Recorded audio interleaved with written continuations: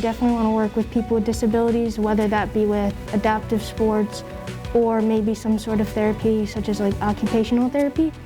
Sounds like a young woman planning good things for her life, right? Well, wait until you meet her. Tonight, a visit with a hometown hero. Her name is Maggie Peters. Linda got to know her a little and has more. Well, Tom, Maggie is a top student at Bishop Dwenger High School in the Fort, and she recently learned she's one of 8 young American athletes to make an elite Dare to Try para-triathlon development team. She's also a champion swimmer for Dwenger and Turnstone and is hoping for a spot on Team USA that could lead to the Paralympics in Tokyo. She's quite the competitive athlete and student. I feel like everyone is competitive in a way, so I might not be super loud all the time. That doesn't mean I'm not competitive. Maggie Peters is a 17-year-old junior at Bishop Dwenger High School who attends class virtually most of the time. She takes tests like this math test in person, leaning in close to her paper and calculator. I was born with retinopathy of prematurity, and because I was so young, I had to get a lot of oxygen to keep me alive, so my retinas would keep detaching, so I had a lot of surgeries. Maggie is blind in her right eye and has little vision in her left. Born nearly 4 months premature, she weighed only 1.8 pounds and spent months in the hospital. Her twin sister passed away 2 days after birth on Christmas Day. There's just something that the doctors and nurses said, there's something you can't qualify when they're that small. You need them to have a fighting spirit. Everyone who knows Maggie says the same fighting spirit she had at birth carries her through life, especially because a serious head injury could make her lose all of her sight. I think it's allowed her to take disappointment because she's had that at different times in her life, like not being able to do contact sports and being able to get over it quicker than some other people. Facing adversities or going through obstacles or whatever is part of life. That drive even helped her through a difficult time in 2nd grade when alopecia caused her to lose her hair. Now I'm older and I've been like this for over 10 years, so I haven't known much difference. Oh, it took about a week or so of just talking through that and how it's up to her to educate, the kids around her on what's going on and to speak up for herself. But once she understood that, she's been fine ever since. Maggie's dad is assistant chief of juvenile probation for Allen County, and her mom teaches English at Dwenger. Both are former college athletes. She coaches softball, he coaches his youngest son's baseball team. I just like watching her as a teammate.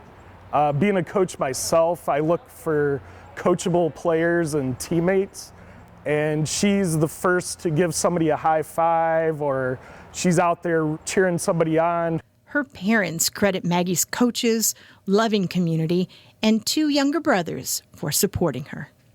It makes me proud that they're just best friends, so she has that support from obviously us, but her brothers and then her close-knit group of friends, and then the organizations within the community such as Turnstone. Maggie loves her family. She also loves her school. My swim team, my best friends are on that swim team. It doesn't matter if you're a freshman or a senior. It's really nice, the communities you can have at Dwenger. Her favorite subjects: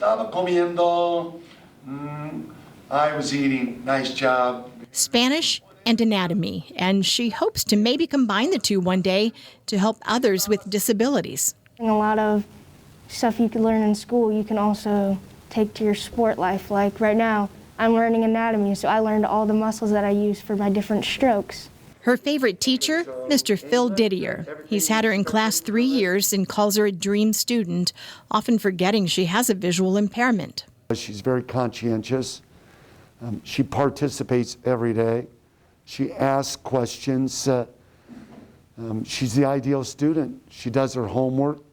Definitely the best Spanish teacher I ever had. I came in Spanish 1 not knowing anything about Spanish, and he made it fun. And it turns out they have something in common.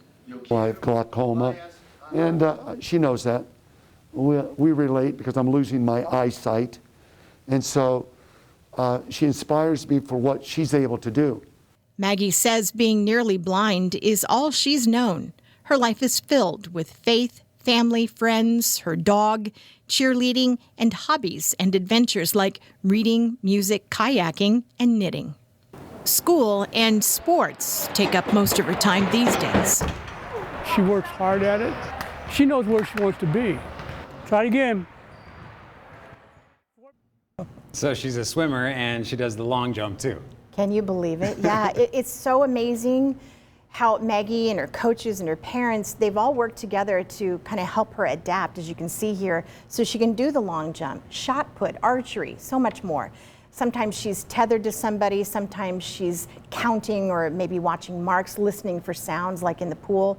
And tomorrow night we're going to hear much more from Maggie about all of that and about her love for sports, let alone her success with sports. I think just from that, learning from what you just told us, that a big part of her success has to be the fact that, as her dad said, she is coachable.